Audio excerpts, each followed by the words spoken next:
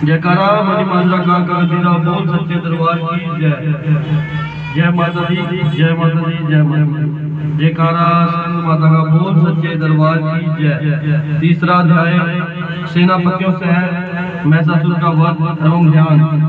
जगदम्बा के श्री अंगों की क्रांति उदय काल के सहस्त्रों सूर्य के समान है। वे लाल रंग की रेशमी साड़ी पहने हुए हैं। उनके गले में कुंडमाला शोभा पा रही है। दोनों स्तनों पर रक्त चंद्र का लेप लगा है। वे अपने कर कमलों में जप मालिका विद्या अभय तथा वर्ग नामक मुद्राएं धारण किए हुए हैं। तीन नेत्रों से शोभित मुखार बिंद की बड़ी शोभा हो रही है। उनके मस्तक पर चंद्रमा के साथ ही रतन में मुकुट बंधा है तथा वे कमल के आसन पर विराजमान है। ऐसी देवी को मैं भक्ति पूर्वक प्रणाम करता हूँ। ऋषि कहते हैं, दैत्यों की सेना को इस प्रकार तहस नहस होते देख महादैत्य सेनापति चिक्षुप क्रोध में भरकर अंबिका देवी से युद्ध करने के लिए आगे बढ़ा।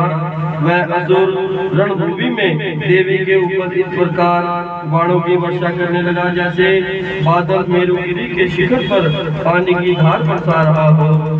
तब देवी ने अपने बाणों से उनके बाण समूहों को अनायास से काटकर उनके घोड़ों और साथियों को भी मार दिया। साथ ही उनके धनुष तथा अत्यंत ऊंची ध्वजा को भी तत्काल काट गिराया। धनुष कट जाने पर तथा उनके अंगों को अपने बाणों से बीन दिया। धनुष रथ घोड़े सारथी को नष्ट हो जाने पर वह असुर ढाल और तलवार लेकर देवी की ओर दौड़ा। उसने तीखी धार वाली तलवार से सिंह के मस्तक पर चोट करके देवी की भी बाईं भुजा में बड़े वेग से प्रहार किया।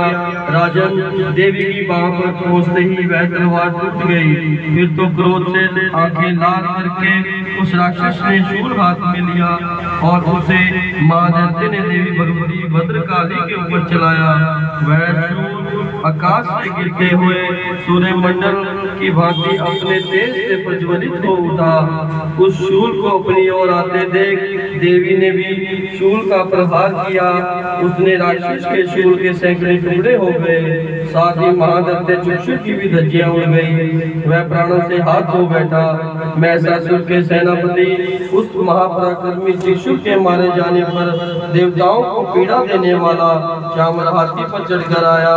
उसने भी देवी के ऊपर शक्ति का प्रहार किया, किंतु जगदम्बा ने उसे अपने हुंकार मात्र से ही आहत एवं निष्प्रभ करके तत्काल पृथ्वी पर सुला दिया। शक्ति टूटकर गिरी हुई देख चामर को बड़ा क्रोध हुआ। अब उसने शूल चलाया, किंतु देवी ने उसे भी अपने बाणों द्वारा काट दिया। इतने में ही देवी का सिर उछलकर हाथी के मस्तक पर चढ़ बैठा और उस दैत्यों के साथ खूब जोर से लगाकर बाहु युद्ध करने लगा। वे दोनों लड़ते लड़ते हाथी पर पृथ्वी पर आ गए और अत्यंत क्रोध में भरकर एक दूसरे पर बड़े भयंकर प्रहार करते हुए लड़ने लगे। तदंतर सिंह बड़े वेग से आकाश की ओर उछला और उधर से गिरते समय उसने पंजों की मार से चामर का सर धड़ से अलग कर दिया। इसी प्रकार उधर भी शीला और वृक्ष आदि को मार खाकर रणभूमि में देवी के हाथ से मारा गया तथा कराल भी दांतों मुक्कों और थप्पड़ों की चोट से धराशाही हो गया। क्रोध में भरी हुई देवी ने गदा की चोट से उदर का कुचुंबर निकाल दिया। बिंदीपाल से वाशकाल को तथा बाणों से तामर को और अंधक को मौत के घाट उतार दिया। तीन नेत्रों वाली परमेश्वरी ने त्रिशूल से उग्रवीर तथा महानु नामक दैत्य को मार दिया। तलवार की चोट से विडाल के मस्तक को धड़ से अलग कर दिया। दुदर और दुमुख इन दोनों को भी अपने बाणों से यमलोक भेज दिया। इस प्रकार अपनी सेना का संहार होता देख महिषासुर ने भी भैंसे का रूप धारण करके देवी के गणों पे त्रास देना आरंभ किया। किन्हीं को दूतन की मार से चित्रों के ऊपर फरू का प्रहार करके किन्हीं को पूंछ से चोट पहुंचाकर देवी को सिंगों से विदंड करते हुए कुछ गणों को वेग से, किन्हीं को सिंहनाद से, कुछ को चक्कर देकर और कितनों को निश्वास वायु के झोंकों से धराशायी कर दिया। इस प्रकार गणों की सेना को गिराकर वह असुर देवी के सिंह को मारने के लिए जमता और इससे जगदम्बा को बड़ा क्रोध हुआ। उधर महापराक्रमी महिषासुर भी क्रोध में भरकर धरती को खुरों से खोदने लगा तथा अपने सींगों से ऊंचे ऊंचे पर्वतों को उठाकर फेंकने और गरजने लगा। उसके वेग से चक्कर देने के कारण पृथ्वी शुद्ध होकर बढ़ने लगी। उसकी पूंछ से टकराकर समुद्र सब ओर से धरती को डुबोने लगे। हिलते हुए सिंगों को आघात से विदीर्ण होकर बादलों के टुकड़े टुकड़े हो रहे थे। उसके श्वास की प्रचंड वायु के वेग से उड़े हुए सैकड़ों पर्वत आकाश से गिरने लगे। इस प्रकार क्रोध में भरे हुए उस महादैत्य को अपनी ओर आते देख महाचंडिका ने उसका वध करने के लिए महान क्रोध किया। उन्होंने पाश फेंककर उस महान असुर को बांध लिया। उस संग्राम में बच जाने पर उसने भैंसे का रूप त्याग दिया तथा तत्काल सिंह के रूप में प्रकट हो गया। उस अवस्था में जगदम्बा क्यों ही उसका मस्तक काटने के लिए उद्यत हुई, त्यों ही वह खड्गधारी पुरुष के रूप में दिखाई देने लगा। तब देवी ने तुरंत ही बाणों की वर्षा करके ढाल और तलवार के साथ उस पुरुष को भी बांध दिया। इतने में ही वह महान गजराज के रूप में परिणत हो गया तथा अपनी सूंड से देवी के विशाल सिंह को खींचने और गर्जने लगा।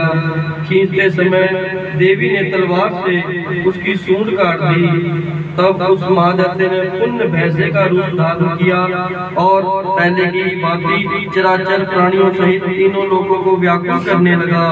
तब क्रोध में भरी हुई जगन्माता माता चंडिका बारंबार उत्तम मधु का पान करने और लाल आंखें करके हंसने लगी।